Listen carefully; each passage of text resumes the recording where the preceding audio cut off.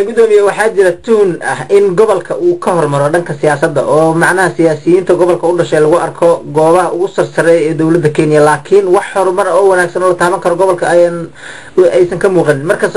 waxa lagu tumayaa siyaasiyiinta gobolka inay yihiin dad uun ka fikiro mishaarkooda oo kaliya gobolka wax badan ka qabanin ma maqalo mashruuciyo socdo ma maqalo wacyigelin shacbiga gobolka ka dhex socoto idaacada af Soomaali ku hadlo oo badan oo dawladda afkeeda ku hadlo ma jiraan maadaama dad badan oo Kenyan oo aan Soomaali ay ku hadlin sida reer guuraaga marka arrimahaas maxaad ka leedahay horta arrimaha oo xagga idaacadaha af Soomaaliga ku hadlayo waa jiraan sida la tahay bana wadanka dhan way ka jiraan kuwa ayaa horta waa ficil wax siyaasi ku xiran ma aha arrimaha aad leedahay siyaasiyiinta way hor siyaasiyiin badan baa ka soo kacay laakiin horumarku waa yar waa jirta laakiin maxaa sabab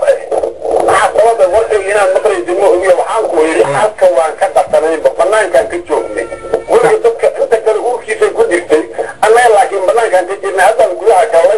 hadda markii ay soo bixi doonto wixii faa'iido aan leeyahay insha Allah gudoomiye hadaan ku weydiiyo su'aal kale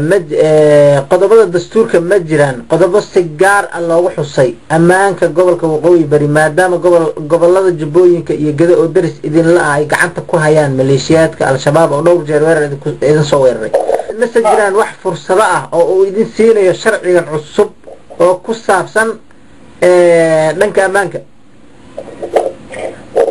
horta amaanka anaga wadanku maan ka midna iskuulka wadanka waxaa weeyaan inkastoo hadda markii dowladka la sameeyo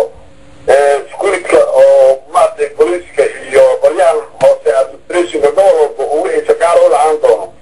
haddana national security council baa jiri doonaa oo isbuuska ku saabsan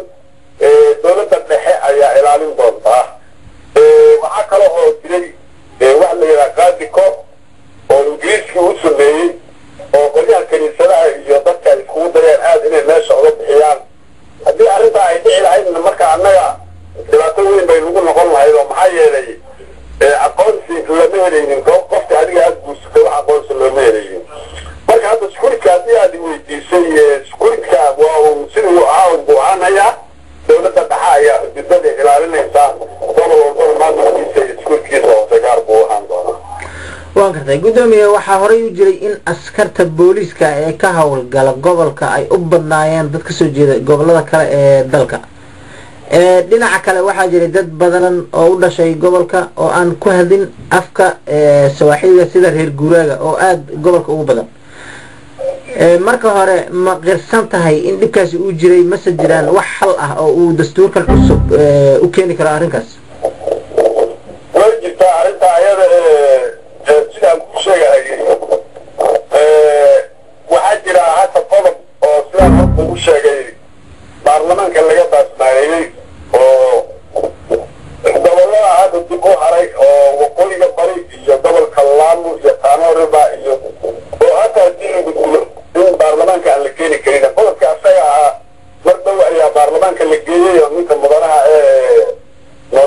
dowladda hadda ay soo dooratay oo Maxamed Cabdi oo ambassadorka aan jira qodob u keenay qodobka asaga ahna hadda baarlamaanka uu tuuray oo dadka lacag yihiin arrimaha aadka iyo aadka aan guul uga filaynana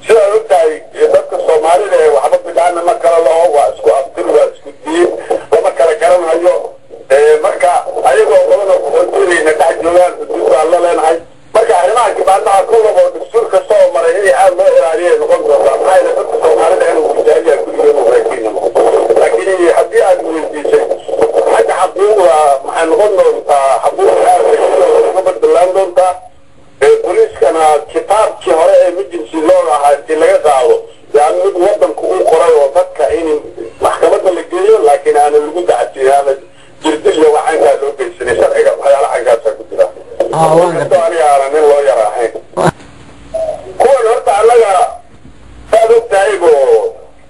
nolosha mala way isku xiran tahay dad wada shaydaan nahay lixdan iyo saddexdii markii sidaa dhacday